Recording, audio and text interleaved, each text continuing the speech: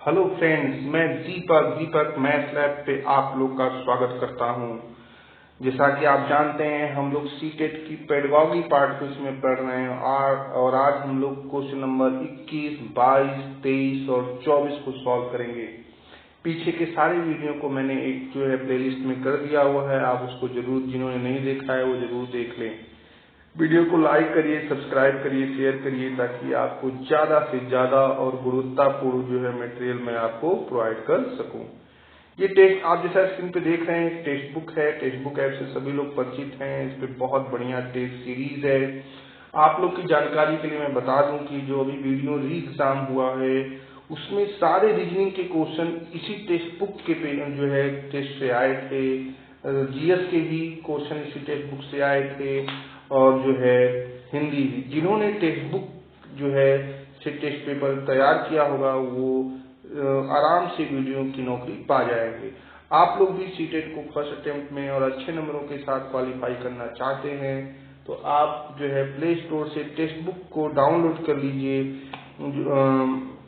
नीचे डिस्क्रिप्शन भी दिया, मैंने डिस्क्रिप्शन में टेक्स्ट बुक का लिंक भी दिया हुआ है, जिस पर जाकर आप क्लिक कर देंगे तो आप सीधे प्ले स्टोर पे चले जाएंगे और वहां से जो भी टेक्स्ट बुक का ऐप डाउनलोड करके आप टेस्ट परचेज करेंगे तो उस पर आपको जब हमारे लिंक से जाएंगे तो आपको एक विशेष डिस्काउंट मिलेगा। और यही नहीं, आप वहां लेंगे टेक्स्ट बुक का, लेकिन आपको वहां सारे एग्जाम के टेस्ट पेपर मिल जाएंगे। PCS, RO, ARO, UP police, Bihar teacher, सभी के आपको टेस्ट पेपर मिल जाएंगे। चलिए आगे चलते हैं। आज का क्वेश्चन लेते हैं। At the primary level a text book in mathematics must provide scope for. प्राथमिक स्तर पर गणित की पाठ्य पुस्तक में अनिवार्य रूप से यह अवसर उपलब्ध होने चाहिए। कौन से उपलब्ध होने चाहिए? तो पहले आप चारों ऑप्शन पढ़िए। Integrating many complex concepts in single question. एक प्रश्न में कई जटिल अवधारणाओं का समाकलन होना चाहिए। इसको तुरंत गलत कर देंगे। देखिए, जटिल जहां आ जाए, वनली जहां आ जाए, या ये जहां पर भी आ जाए तुरंत गलत करिए, बिना कुछ सोचे और समझे। और ये भी गलत कर दीजिए, जहां भी लॉट ऑफ प्रैक्टिस आ जाए, ड्रिल एंड प्रैक्टिस लॉट आ जाए, वो तुरंत गलत करिए, बिना कुछ सोचे समझे। क्योंकि एनसीएफ 2005 में वो लॉट ऑफ प्रैक्टिस से बचने के लिए कहता है, और वो कहता है करो और सीखो, डू एंड लर्न। जहां do and learn, problem solving, involving, student के इन्वॉल्विंग हो, ये सारे ऑप्शन आए तो वो सही की तरफ हमको ले जाते हैं। तो ए और बी तो तुरंत गलत मारिए, ठीक है। अगला है कंटेक्चुअल प्रॉब्लम्स इन मैथमेटिक्स। गणित में संदर्भात्मक समस्याएं देना, ये बहुत सही आंसर है। मतलब अगर आप कोई ऐसी समस्या देते हैं जो किसी संदर्भ को लिए हुए हो, जो आपके लाइफ में होती रहती है, उससे जोड़कर अगर आप कोई गणित का प्रश्न बनाते हैं तो वो आपका सटीक आंसर होगा। और अगला है प्रैक्टिसिंग फॉर फॉर्मल एल्गोरिदम, औपचारिक कलन विधि का अभ्यास करना। औपचारिक कलन विधि जो होता है, औपचारिक कलन विधि होता है कि मतलब एक फिक्स तरीके से हम लोग कैलकुलेशन करेंगे। तो ये भी जहां फिक्स आ जाए, जहां मतलब एल्गोरिदम फॉर्मल एल्गोरिदम आ जाए, फॉर्मल एल्गोरिदम मतलब नियम कानून से बंधा हुआ एल्गोरिदम, वो तुरंत गलत कर देंगे आप। तो आपका ऑप्शन ए, बी और डी गलत है और आपका ऑप्शन सी सही है, ठीक है। यानी कि पूछा था प्राथमिक स्तर पर गणित की पाठ्य पुस्तक में अनिवार्यता से क्या अवसर उपलब्ध होना चाहिए, तो कौन सा अवसर उपलब्ध होना चाहिए? कॉन्टेक्चुअल प्रॉब्लम उसमें होनी चाहिए निश्चित रूप से, ठीक है। चलिए अगला क्वेश्चन लेते हैं। क्वेश्चन नंबर 22 लेते हैं। कह रहा है कि national text book which local content and flavour. National text book with local content and flavour. ये देखिए, यहाँ पे क्वेश्चन है local content and flavour. In the light of national education 2020, which of the following represent the meaning of the given statement. मतलब जो 2020 जो new education policy आई है, 2020 की न्यू एजुकेशन पॉलिसी आई है, वो कहती है कि लोकल कंटेंट होना चाहिए और लोकल फ्लेवर होना चाहिए। नेशनल टेक्स्ट बुक में लोकल कंटेंट होना चाहिए, लोकल फ्लेवर होना चाहिए। तो इस बात को कौन सा ऑप्शन रिप्रेजेंट करता है? ठीक है, स्थानीय विषय वस्तु होना चाहिए, और स्थानीय विषय वस्तु और आस्वाद फ्लेवर, मतलब लोकल फ्लेवर और जो है सब विषय वस्तु होना चाहिए। किसमें? नेशनल बुक में, नेशनल टेक्स्ट बुक में लोकल विषय वस्तु और फ्लेवर होना चाहिए, आस्वाद मतलब फ्लेवर होना चाहिए। तो ये जो है राष्ट्रीय शिक्षा नीति में ऐसी बात कही गई है। तो इस बात को कौन सा विकल्प अपने में समाहित करता है, ये पूछा गया है आपसे। चलिए, पहला है शिक्षकों को बच्चों की स्थानीय भाषा में केवल मौखिक प्रश्न ही पूछने चाहिए। तो देखो, यहाँ ये ऐसा कुछ भी नहीं है, यहाँ पे इसके अर्थ को नहीं डिफाइन कर पा रहा है, अर्थ को नहीं जो है कि ले पा रहा है, ठीक है, रिप्रेजेंट नहीं कर रहा है। भाई उसने कहा है कि देखिए, कहा क्या है लोकल कंटेंट एंड फ्लेवर। कहा क्या है? Local content and flavour. तो खाली स्थानीय भाषा में मौखिक प्रश्न पूछे जाने चाहिए, कोई रिलेट कर रहा है? कोई नहीं कर रहा है। चलिए आगे चलते हैं। At high school text book should be translated in Hindi language. सभी स्कूली पाठ्य पुस्तकों का हिंदी भाषा में अनुवाद करना चाहिए। अरे भाई, उत्तर भारत में ठीक है, दक्षिण भारत में क्या करेंगे ना? तो जो लोकल लैंग्वेज होनी चाहिए ना, अब हिंदी तो हर जगह की लोकल लैंग्वेज नहीं है, तो ऑप्शन 2 भी आपका गलत हो गया। चलिए तीसरा ले लेते हैं। Text book to be prepared in a way that is best suited to needs the student and communities. कह रहा है पाठ्य पुस्तकों को इस तरह से तैयार करना चाहिए जो विद्यार्थियों की आवश्यकताओं के और लोकल समुदायों के मुताबिक हो। तो ये रिप्रेजेंट कर रहा है, ये जो ऊपर दिया गया है न्यू एजुकेशन पॉलिसी 2020 में, कि लोकल विषय वस्तु हो, नेशनल बुक में लोकल कंटेंट हो और फ्लेवर हो, तो वो जो चीज है ऑप्शन नंबर 3 उसको रिप्रेजेंट कर रहा है। ठीक है, ऑप्शन नंबर 3 उसको रिप्रेजेंट कर रहा है। ऑप्शन 4 देख लीजिए। Text book shall contain desired nonsenses and supplementary materials as per local context and needs। पाठ्य पुस्तकों में स्थानीय संदर्भों और आवश्यकताओं के अनुसार वांछित बारीकियों और पूरक सामग्री को शामिल करना चाहिए।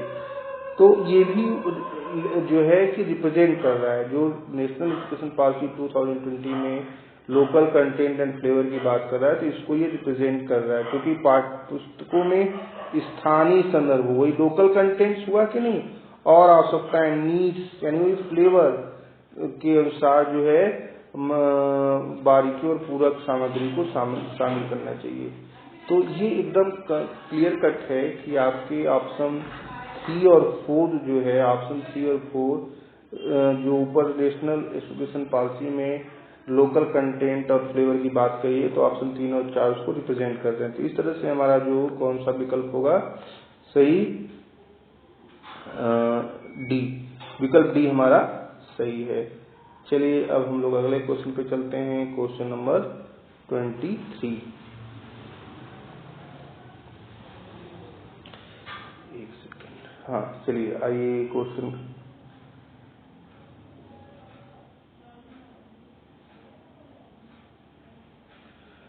क्या है। A class 5 student when asked to convert fraction like 3/10, 7/10, 15/10, etc. into decimal numbers, retain them as 3/10 is equal to 1.3, 7/10 is equal to 1.7, 15/10 is equal to 2.5। कह रहा है कि which of the best explanation of his or her misconception। कह रहा है कक्षा 5 के विद्यार्थी को जब भिन्नों जैसे 3/10, 7/10, 15/10 इत्यादि को दशमलव संख्याओं में बदलने के लिए कहा जाता है, तो वह 3/10 बराबर 1.3, 60/10 बराबर 1.7, 15/10 बराबर 2.5 लिखता है। इस गलत अवधारणा के सबसे अच्छा स्पष्टीकरण में से कौन सा होगा? चलिए पहले पढ़ लेते हैं। He has a careless attitude in the class। Class में उसका केयरलेस एटीट्यूड है। भाई देखिए केयरलेस एटीट्यूड होगा ना तो क्या होगा कि आपको कुछ समझ में ही नहीं आएगा कि उसने किया क्या। लेकिन यहाँ देखने से समझ में आ रहा है कि यहाँ तो उसने न्यूमरेटर और डिनोमिनेटर को प्लस कर लिया और एक पॉइंट पे एक प्लेस पे पॉइंट लगा दिया, या 10 से डिवाइड के नाते एक प्लेस पे पॉइंट लगा दिया। ऐसे ही यहाँ भी किया है, न्यूमरेटर और डिनोमिनेटर को प्लस कर लिया है और एक बीच में पॉइंट लगा दिया है। ठीक है, ऐसे आपको थर्ड में भी दिख रहा है कि 15/10 है तो दोनों को प्लस कर लिया और बीच में दशमलव लगा दिया। तो एक दिख रहा है, एक पैटर्न दिख रहा है। तो इसको लापरवाह, अगर पैटर्न एक पर्टिकुलर पैटर्न में कोई गलती कर रहा है तो उसको लापरवाह नहीं, उसको मिसकंसेप्शन कुछ हुआ होगा, ये समझना होगा, ध्यान रखिएगा। अब अगला क्या कर रहा है, he is adding numerator and denominator and placing the decimal in the middle of 2 digits of the number thus obtained। वह अंश और हर्ज को जोड़कर दशमलव को प्राप्त संख्या के 2 अंकों के बीच लगा रहा था। ये कर ही रहा है, ये हम लोग का आंसर हो गया। ठीक है, लेकिन तब भी हम लोग आगे पढ़ लेते हैं।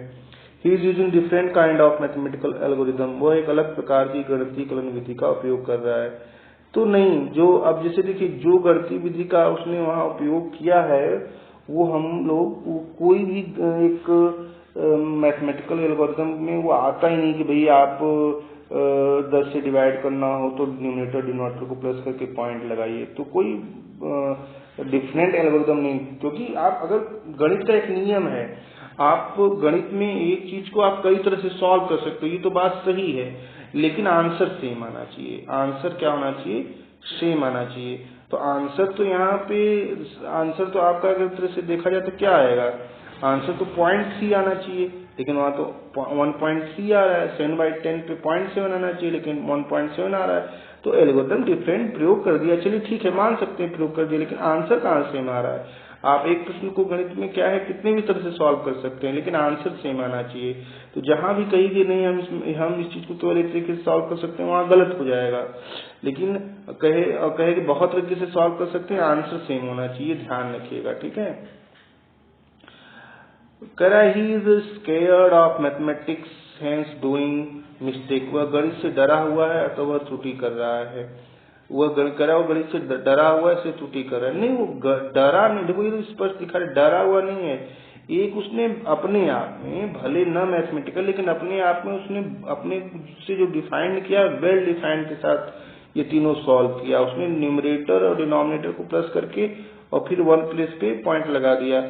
तो ये तीनों जगह किया हुआ है, तीनों जगह किया। तो वो डरा हुआ नहीं, डरा हुआ होता तो पता नहीं एक जगह कुछ करता है, एक जगह कुछ करता है, एक जगह कुछ करता है, 3 जगह 3 पैटर्न दिखता है मिसकंसेप्शन का। लेकिन उसने एक सिंगल मिसकंसेप्शन किया है, तो डरा नहीं है, वो मिसकंसेप्ट हो गया है, और मिसकंसेप्ट हो गया, उसके नाते क्वेश्चन को गलत कर दिया है, तो फिर डरा हुआ नहीं है। ठीक है, तो आपका इस तरह से आंसर जो हो गया, इसका बी आंसर हो गया।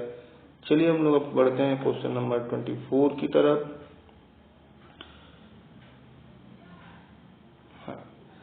Which among following is the most appropriate method for explaining a remainder is always less than divisor to primary grade students?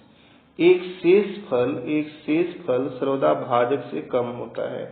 प्राथमिक स्तर के विद्यार्थियों को समझाने के लिए निम्नलिखित में से कौन सी प्रणाली विधि सर्वाधिक उपयुक्त है? तो देखिए मेन क्या है, जैसे हम ये है अब हम यहाँ 19 में 10 से डिवाइड कर रहे हैं। ठीक है, एक बार डिवीजन होगा, 10 आया, यहाँ 9 रिमाइंडर आया।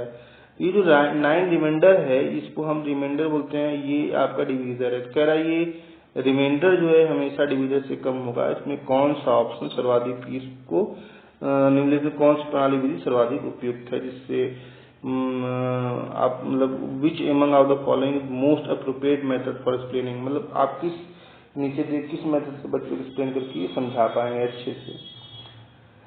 कह रहा है use manipulatives like pebbles, balls, tokens, etc as dividend to be grouped equally in different ways and let the student establish the required relationship. हस्तकौशल सामग्री से कंकड़ों, गेंदों, टोकनों इत्यादि का उपयोग भाज्यों के रूप में करें, जिनको विभिन्न तरीकों से बराबर समूह में बांटें और विद्यार्थियों को वांछित संबंध स्थापित करने दें। तो देखो यहाँ पे स्टूडेंट को जो है इन्वॉल्व कर दिया, तो बहुत बेहतरीन आंसर होगा। और आप देख रहे हो कि इसको मूर्त जो है चीजों से समझाया जा रहा है, यानी ठोस चीजों से समझाया जा रहा है। तो जहाँ बच्चा इन्वॉल्व हो और ठोस चीजों से समझाया जाए तो वो एक अच्छा आंसर माना जाता है। और दिया है कि भाज्य, देखिए ये है आपका, तो ये आपका भाजक यहाँ होता है, यहाँ भागफल होता है, यहाँ शेषफल होता है, यहाँ भाज्य होता है। इस जगह जो होता है डिविडेंड होता है, भाज्य होता है, ध्यान रखिएगा। तो कह रहा है कि उपयोग भाज्यों के रूप में करें, यानी कि आप जैसे कंकड़ पत्थर 25 ले लिया आपने, है ना, 25 ले लिया और आपने कह दिया कि भाई 6 से डिवाइड करो। मतलब 6 से डिवाइड करने का मतलब क्या, 6-6 का ग्रुप बनाओ। तो आप जब 6-6 का ग्रुप बनाओगे तो बच कितना जाएगा, एक। बच्चा आराम से 6-6 का ग्रुप बना लेगा, एक बच जाएगा। तो आप बताओगे कि देखो ये जो एक पत्थर बच रहा है, एक कंकड़ बच रहा है, ये रिमाइंडर है। और ये रिमाइंडर जो आप 6-6 के ग्रुप पे, जितने के ग्रुप में बांट रहे हो वो आपका डिवीजर है। और देखो ये हमेशा इससे कम आता है। इस तरह आप समझा ले जाओगे, ठीक है। तो इस तरह से आपका ऑप्शन ये सटीक आंसर हो गया। आगे औपचारिकता है तब भी पढ़ लेते हैं। Giving only 2 digit division problem based on getting different reminders, अलग अलग शेषफल मिलने पर आधारित विभाजन की केवल 2 अंक की संख्या दें। तो ये कोई मतलब नहीं है, ये केवल जैसे ओनली तो जहां लग जाए ना वहां पे तुरंत गलत कर दीजिए। ये एक नेगेटिव है। यदि मैं बता दूंगा कौन से वर्ड आएंगे तो आप तुरंत गलत मारिए, कौन से वर्ड आएंगे तुरंत गलत सही कर दीजिए। आप वीडियो पे बने रहे, लाइक करिए, शेयर करिए, सब्सक्राइब करिए, तो मैं इस तरह के वीडियो लेकर आऊंगा, ठीक है। अभी बहुत अच्छी अच्छी चीजें मिलेंगी। अब मैं वीडियो का नंबर कल से मैं 7-7, 8-8, 10-10 वीडियो डालूंगा डेली बेस पे। अगला देखते हैं, सॉल्व 1 और 2 division problems on black board and show the required relationship. Shyam पट पर 1 या 2 विभाजन के प्रश्न को हल करें और वांछित संबंध दर्शाएं। देखिए जब आपने ऑप्शन में बच्चे को इंक्लूड कर लिया, बच्चे को इन्वॉल्व कर लिया प्रॉब्लम सॉल्विंग में, और वो आपने वहां पे मूर्त जो है एग्जाम्पल्स ले लिए, तो अब इनसे सटीक तो नीचे का कोई है, देखिए है तो सब कुछ सॉल्व समझाया तो हर तरीके जा सकता है, कोई गलत नहीं है। लेकिन आपके क्वेश्चन में पूछा है, सीधे पूछा है सर्वाधिक उपयुक्त जो है, सर्वाधिक उपयुक्त appropriate, most appropriate method for explaining ना। ये नहीं कि ये सब जो है कि इनसे हम एक्सप्लेन नहीं कर सकते, कर सबसे सकते हैं, लेकिन इसमें सर्वाधिक उपयुक्त ये है, ठीक है। अगला है लास्ट वाला, use multiplication addition to prove the relationship. Multiplication addition, तो भाई हम लोग यहाँ डिवीजन की बात कर रहे हैं तो मल्टीप्लीकेशन और एडिशन वहां से कहाँ हो जाएगा। तो इस तरह से हमारा जो आंसर हुआ, हमारा आंसर हुआ ए, ठीक है। उम्मीद है आपको पूरी अच्छी तरह से चीजें समझ में आई होंगी। अगर कोई प्रॉब्लम है तो वीडियो के नीचे कमेंट करिए, कमेंट बॉक्स में अपने अपने विचार लिखिए, ठीक है। एक बार फिर से आपको बता दूं, ये आप देख रहे हैं टेक्स्ट बुक पे नीचे टेक्स्ट बुक का डिस्क्रिप्शन दिया हुआ है, उसको क्लिक करके आप जाइए और टेक्स्ट बुक ऐप डाउनलोड करके वहां से आप जो है टेस्ट पेपर ले सकते हैं। टेस्ट पेपर बहुत ही ऑथेंटिक टेक्स्ट बुक का होता है, और आप अगर इस नीचे दिए गए लिंक से जाएंगे तो आपको स्पेशल डिस्काउंट भी मिलेगा, ठीक है। वीडियो पे बने रहिए, शेयर करिए, सब्सक्राइब करिए, लाइक करिए। फिर मिलते हैं अगले वीडियो के साथ। धन्यवाद।